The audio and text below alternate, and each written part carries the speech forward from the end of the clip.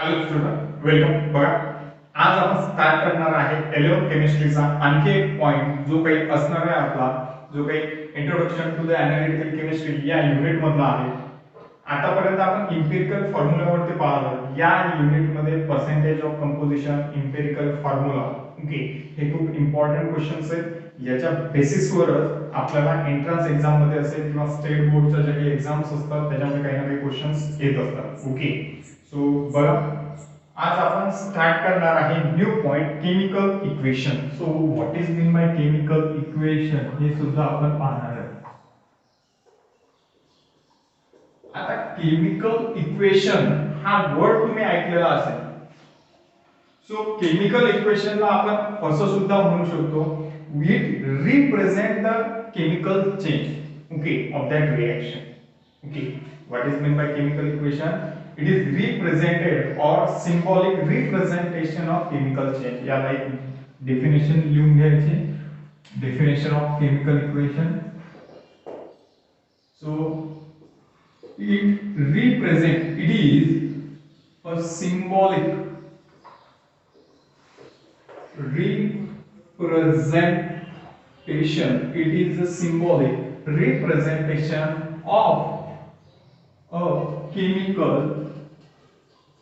change. It is a symbolic representation of a chemical change. जे काही chemical change होऊन राहणार त्या रिएक्शन मध्ये एखादी XYZ रिएक्शन आहे. साधं तुम्ही जर समजा NaCl पाण्यामध्ये टाकलं ती सुद्धा केमिकल रिएक्शनच आहे. मग या रिएक्शन ला तुम्ही कसं एक्सप्लेन करणार? त्याचं केमिकल इक्वेशन काय? तर त्याचं केमिकल इक्वेशन आहे की जे सिम्बॉलिक रिप्रेझेंटेशन आहे. तिथे सिम्बॉल थ्रू त्याला रिप्रेझेंट केलं जातं की आपला रिएक्टंट कुठला आहे, त्याच्यापासून प्रॉडक्ट कुठला फॉर्म होणार आहे, आल्या लक्षात कोणकोणता प्रॉडक्ट फॉर्म होणार आहे, आपले रिएक्टंट कुठले आहेत. That is representation of chemical change. Okay, मग आता हे जे काही केमिकल इक्वेशन आहे, chemical equation are normally divided into two type. First, molecular chemical equations and second type ionic chemical equation. So molecular chemical equation, and molecular chemical equation काय आहे? It is a representation. It is representation, that is symbolic representation. Symbolic representation. It is a symbolic representation of chemical change. It is a symbolic representation of chemical change on the basis of molecules. On the basis of molecules. Molecules च्या basis वर इथं chemical equation represent केलं जातं. जसं chemical equation, it is a symbolic representation of chemical change. म्हणजेच काय chemical equation. याच्यासाठी एक एक्झाम्पल सुद्धा आपण घेऊ शकतो. जसं एखादा समजा एक्झाम्पल असेल कुठलंही, रेड कलर मध्ये एक्झाम्पल देतो chemical इक्वेशनचा. S2 plus O2, so twice S2 plus O2 formation of twice H2O. हे झालं केमिकल इक्वेशन. हे जे काही रेड कलर मध्ये आहे हे झालं केमिकल इक्वेशन. मग या केमिकल इक्वेशनचे दोन टाइप आहेत. कोणकोणते टाइप आहेत? त्याचे दोन टाइप आहेत. फर्स्ट आहे मॉलिक्युलर केमिकल इक्वेशन आणि दुसरं आयनिक केमिकल इक्वेशन. मग मॉलिक्युलर केमिकल इक्वेशन काय असतं? On the basis of molecule असतं. जसं एक एक्झाम्पल घेऊ आपण. BaCl2 barium chloride plus sodium sulfate. Barium chloride and sodium sulfate when react with each other produce, what is, they produce BaSO4 plus again twice NaCl. म्हणजे जेव्हा बॅरियम chloride, याचं नाव आहे बॅरियम chloride, बघा याचं नाव आहे सोडियम सल्फेट. ओके, याचं नाव आहे बॅरियम sulphate आणि याचं नाव आहे सोडियम क्लोराइड. आलं लक्षात. सो हे जे काही इक्वेशन आहे तर हा टाइप आहे मॉलिक्युलर इक्वेशनचं एक्झाम्पल, मॉलिक्युलर केमिकल इक्वेशन. मग हे मॉलिक्युलर केमिकल इक्वेशन का बरं आहे? कारण या ठिकाणी मी सर्वस्वी मॉलिक्यूल कन्सिडर केलेले आहेत. इथं मी कुठलाही आयन कन्सिडर केलेला नाही. आलं लक्षात. मॉलिक्युलर केमिकल इक्वेशन मध्ये एक तर तिथं ऍटम असेल, एक तर तिथं मॉलिक्यूल असेल. आलं लक्षात. तिथं कुठलाही आयोनिक स्पेसिस म्हणजे इट मे बी कॅटायन किंवा ऍनायन यापैकी कुठलाही तिथं प्रेझेंट नसेल. तिथं फक्त ऍटम और मॉलिक्यूल्स. इन लिहून घ्या, in molecular chemical equation there is atoms or molecules are present.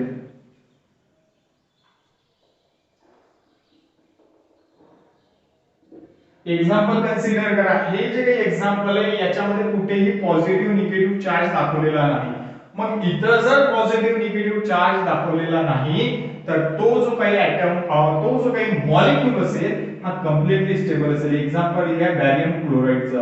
हा जो मॉलिक्यूल आहे इथं मी कुठेही पॉझिटिव्ह निगेटिव्ह चार्ज दाखवलेला नाही म्हणजे हा माझा काय कम्प्लीट मॉलिक्यूल आहे.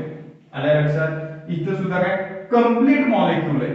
ओके, म्हणजेच हे काय माझं मॉलिक्युलर इक्वेशन. नेक्स्ट मग आयोनिक इक्वेशन काय? तर आयोनिक इक्वेशन मी इथं लिहितो. तो डिवाइड करू आपण त्याला.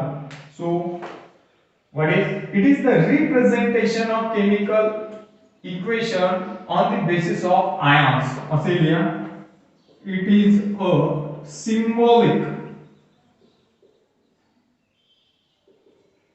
symbolic representation. It is a symbolic representation of chemical equation on the basis of ions. आयन्सच्या बेसिसवर तिथं असणाऱ्या आयन्सच्या बेसिसवर तुम्हाला काय करायचं आहे? केमिकल इक्वेशन रिप्रेझेंट करायचं आहे. ही जी काही रिएक्शन आहे ही मी आयोनिक फॉर्म मध्ये तिथं दाखवू शकतो. आलं लक्षात. आयोनिक फॉर्म मध्ये जसं बघा आता हीच रिएक्शन प्रॉडक्ट सुद्धा आपला तोच फॉर्म होणार, काही चेंज नाही. फक्त इथं मी मॉलिक्यूल घेतले मॉलिक्युलर केमिकल इक्वेशन मध्ये, तर आयोनिक केमिकल इक्वेशन मध्ये मी घेणार आहे आयन्स. आलं लक्षात. सो बघा आता काय होणार आहे? Twice Ba di positive plus twice Cl negative plus twice Na positive plus SO4 di negative. So याच्यामध्ये कसं होतं बघा. याच्यामध्ये आपण कन्सिडर करू का हा जो काही एक मॉलिक्यूल आहे हा एकच कन्सिडर करू Na2SO4. आता मग तुम्ही म्हणसाल का सर मग तुम्ही एक मॉलिक्यूल घेतला आणि एक आयन घेतला. अरे बाबा हा आयन फक्त यासाठी घेतला आपण आयन केमिकल इक्वेशन्स आहे. आले लक्षात. सो इथं Cl चे दोन निगेटिव्ह आयन्स आहेत, SO4 आहे. आणि हा जो काही मॉलिक्यूल आहे हा सुद्धा काय होतो दोन पार्ट्स मध्ये डिवाइड होतो. कुठला? Sodium sulphate. हा जो काही मॉलिक्यूल आहे ना हा केलेला आहे सोडियम सल्फेट हा दोन पार्ट्स मध्ये डिवाइड होतो. एक होतो SO4 डाय निगेटिव्ह आणि दुसरा होतो सोडियम पॉझिटिव्ह. म्हणून याला तुम्ही असं पण लिहू शकता twice Na positive plus SO4 di negative. आलं लक्षात. बट ते न लिहिता मी हा मॉलिक्यूल लिहिलाय कारण तो मॉलिक्यूल सुद्धा काय होईल डिवाइडच होईल. मग काय होणार आहे इथं होईल हा असा NaCl फॉर्म. दोन Na आहेत आणि दोन Cl म्हणजे तुम्हाला काय मिळणार आहे ट्वाइस NaCl मिळालं. आणि मग काय मिळणार आहे तुम्हाला? सो इथं मिळणार आहे तुम्हाला Ba di positive plus SO4 di negative. आलं लक्षात. मग तुम्ही या असं पण लिहू शकता, यालाही तुम्ही आयनच्या फॉर्म मध्ये लिहू शकता twice Na positive plus Cl डाय निगेटिव्ह. आणि याला तुम्ही असं लिहू शकता BaSO4. मग सर तुम्ही इथे एक मॉलिक्यूल लिहिला दुसरा आयन लिहिला, इथे एक मॉलिक्यूल लिहिला दुसरा आयन लिहिला, याचं मीनिंग आहे काय? तर इथं मी फक्त एवढंच समजून सांगू शकतो का हा जो काही आहे इथं एक मॉलिक्यूल असायला पाहिजे, कारण काही ना काहीतरी फॉर्म होईल ना. समजा मी या रिएक्शनला जर असं लिहिलं Ba positive plus twice Cl negative plus twice Na positive plus SO4 di negative formation of Ba positive plus twice Cl negative plus twice Na positive plus SO4 di negative SO4 di negative. मग या reactant मध्ये product मध्ये काही change आलाय का? काहीच नाही, कारण बंदचे बंद आहे. मग जर हे सर्वचे सर्व आयन्स असतील तर आपल्याला तिथं काहीतरी रिएक्टंट दिसायला पाहिजे, कोणीतरी प्रॉडक्ट दिसायला पाहिजे, म्हणून मी इथं हा मॉलिक्यूल घेतला, तर प्रॉडक्ट मध्ये मी हा मॉलिक्यूल म्हणून दाखवला, कारण मला तिथं काहीतरी केमिकल चेंज दिसायला पाहिजे, कारण त्याच्याशिवाय ते केमिकल इक्वेशन होणारच नाही.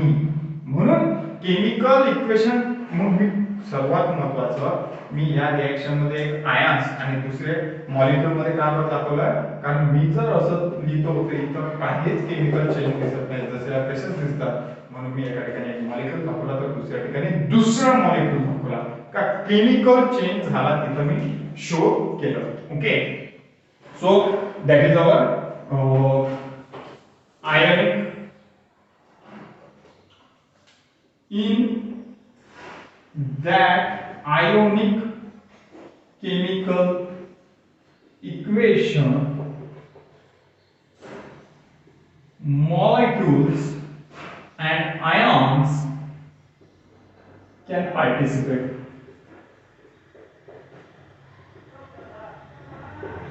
या आयोनिक केमिकल इक्वेशन मध्ये मॉलिक्यूल किंवा आयन्स काय करतात, पार्टिसिपेट करत असतात. So now that is our ionic chemical equation.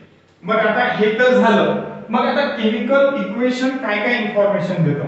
Okay, हे लिहून घ्यायचं तुम्हाला, सो इथंच लिहितो मी. So chemical equation will represent chemical equation represent the following things. Chemical equation represent the following things. First, it represent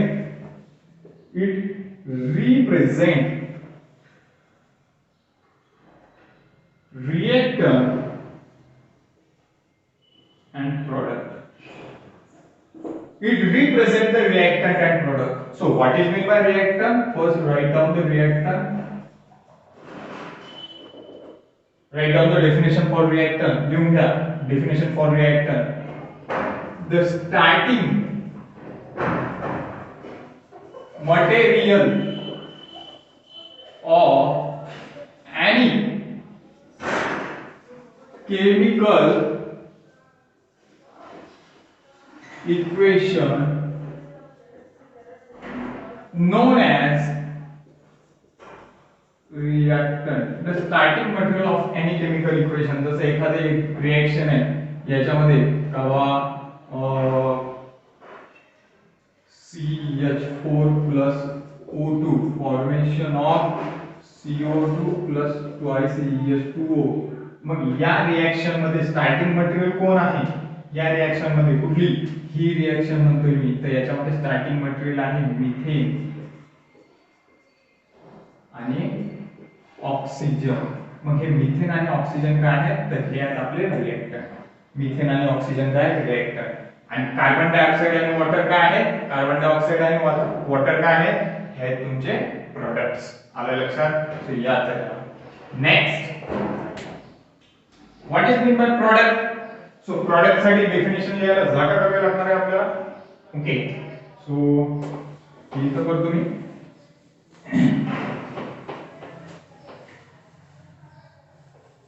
So what is meant by product? Write down.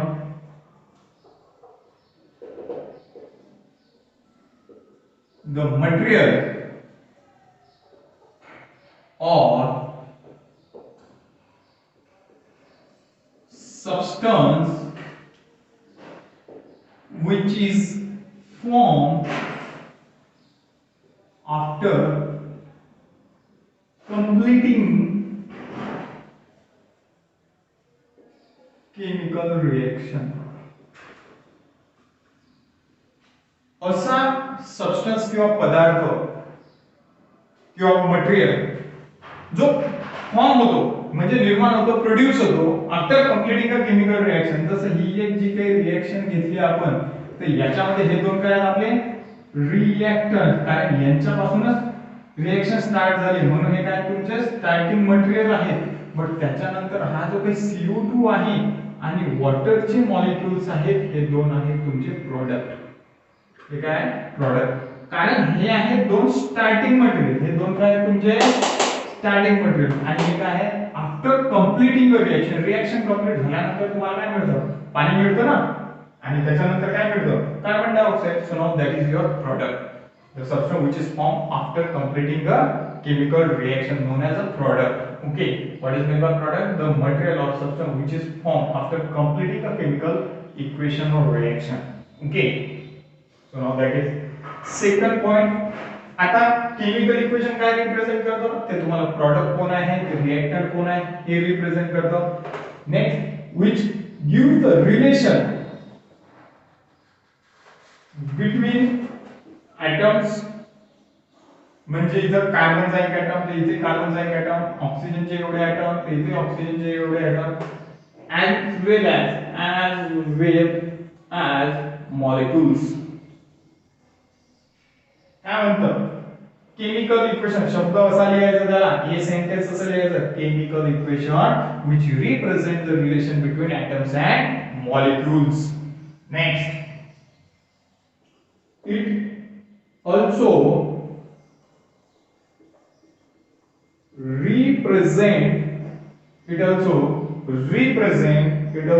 represent mass volume relation. Fourth, it also represent the volume relation, mass relation, volume relation. Fifth, it also represent mass relation. मास म्हणजे वेटच्या बेसिसवर, किंवा 1 kilo methane घेतला तर 2 kilo पाणी form झालं, आलं लक्षात, असं काहीतरी. मी आता केजी मध्ये बोलतोय कारण वेट होतं म्हणून. लिटर मध्ये म्हणसाल तर 1 लिटर ऑक्सिजन तर 2 लिटर वॉटर, असं काहीतरी फॉर्म झालं. म्हणजे व्हॉल्यूमच्या बेसिसवर पण रिलेशन मिळतं, ऍटमच्या बेसिसवर सुद्धा रिलेशन मिळतं. ओके, चला 6 मोस्ट इम्पॉर्टंट पॉइंट आहे. 6 मोस्ट इम्पॉर्टंट म्हणून तू इथे लिहितो 6 नंबरचा point. It also gives the information about the physical state of material or substance. It gives the information about the physical state. It gives the information about the physical state of material. Materialच्या physical state बद्दल information मिळते. जसं simple मध्ये best example देतो तुम्हाला घरच्या सारखं. का बघा आता तुम्ही काय केलंय, का तुमच्याकडे आहे NaCl. आता NaCl काय असतं, हे असतं सॉलिड मध्ये, आलं लक्षात. आणि त्याच्यानंतर जर तुम्ही त्याला पाण्यामध्ये टाकलं तर H2O काय आहे, लिक्विड. मग H2O काय आहे, लिक्विड. NaCl काय सॉलिड. पण जेव्हा एक कंपाऊंड फॉर्म होतो तिथं होतो NaCl, बट हे कुठलं असतं, ॲक्वस, आलं लक्षात. किंवा इथं एक कंपाऊंड फॉर्म होतो NaOH प्लस HCl, पण हे दोन्ही काय आहेत तुमचे लिक्विड वालेच आहेत. म्हणजे इथं H2O ची फिजिकल स्टेट काय आहे, लिक्विड वाली. NaCl ची काय आहे, सॉलिड वाली फिजिकल स्टेट आहे.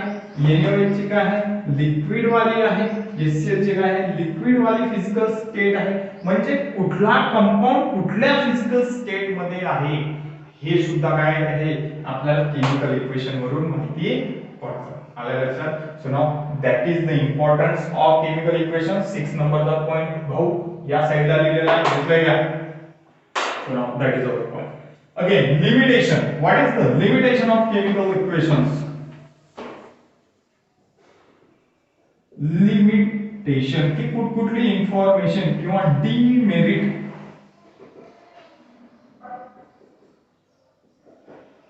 डिमेरिट कुठला आहे it can not above chemical equation असं लिहा. केमिकल दाखवावं लागेल इंग्लिश आपल्याला पण येते. So chemical equation does not gives information about the rate of reaction. Reaction चा रेट काय हे सांगत नाही. सेकंड मेकॅनिझम शॉर्टकट मध्ये लिहितो आता. हे सेंटेन्स लिहायचं chemical equation does not give the information about mechanism of reaction असं पूर्ण सेंटेन्स लिहायचं. इथं जे काही ब्लँक केलेलं आहे मी तिथं बघा काय करायचंय तुम्हाला आता तेही सांगून देतो. खूप लहान आहे तुम्ही. या रेटच्या ठिकाणी तुम्हाला एवढं रेट ऍज इट इज लिहायचं आहे. आलं लक्षात. ह्या 3 लाईन इथे लिहायच्या फक्त तुम्हाला एवढं चेंज करावं लागतंय. So chemical equation does not give information about the mechanism of reaction. Okay, next third point किंवा chemical equation does not give the information about the actual concentration of material. तिथं मटेरियलचं actual concentration काय हे सुद्धा सांगल्या जात नाही. Next fourth point it does not give the information about the time taken by reaction. actual time करा actual. तर ह्या तिन्ही ठिकाणी या रेड कलरच्या ठिकाणी ह्या लाईन्स लिहायच्या आहेत तुम्हाला. Chemical equation does not give information about chemical equation does not give information about chemical equation does not give information about. आलं लक्षात. सो हे झालं तुमचं केमिकल इक्वेशनचं. बाकीचं बघू आपण नेक्स्ट लेक्चर.